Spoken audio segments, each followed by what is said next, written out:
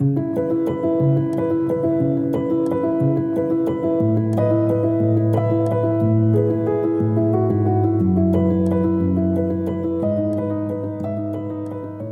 any diagnosis, it comes as a shock. So initially, there was the hope and various treatments and surgeries and things. And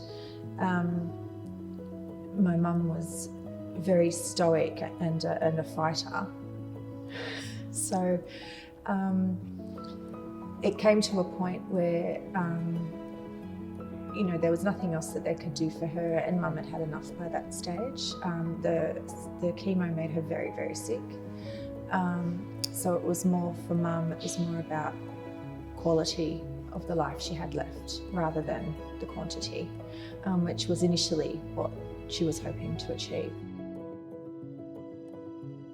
It was very important to both of us that we stayed close during this time, given that we knew there wasn't much time left. Time was, always lurking in the corner, just, watching us.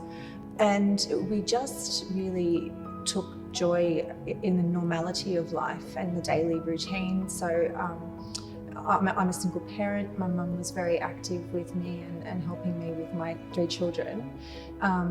And she only lived 10 minutes away, so we're very lucky. So, calling over after school and, we'd often pop in unannounced and, taking her little, little treats. The kids they were small events, they'd pick little flowers from the garden or what have you, and just trying to keep that, as much normalcy as possible. And that was also very important to my mum, particularly for my children, because they were young and she didn't want them to feel frightened by what was going to happen or what was happening, and that this is quite normal. And also remembering to laugh, that was also very important to us.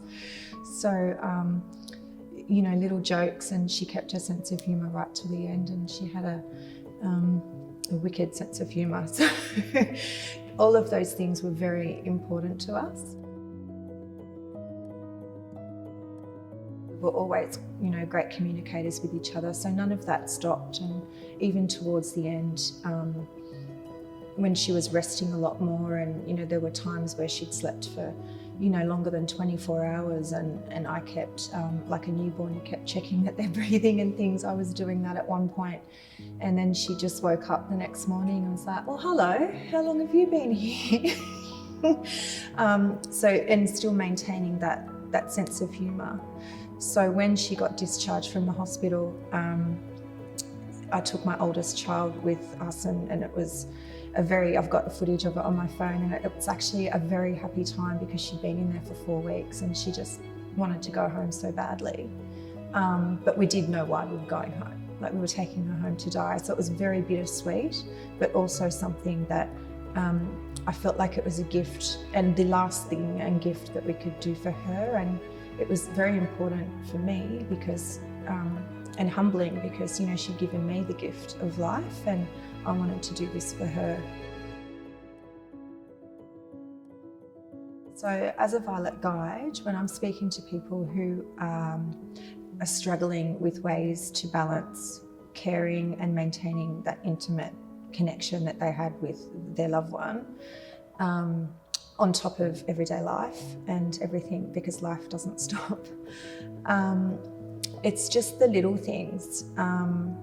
And it, of course, it depends on where their person is at what stage.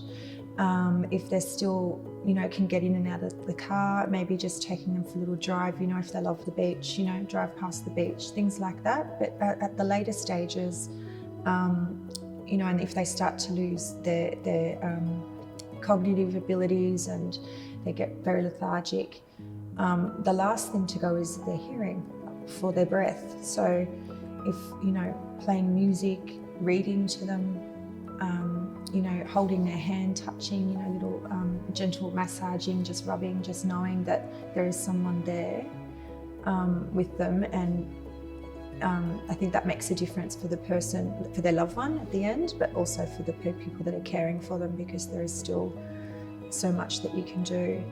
And not to worry about getting bogged down with laundry or any of that, because that's always going to be there. Your time with your person at the end is so short, and everything else really is irrelevant.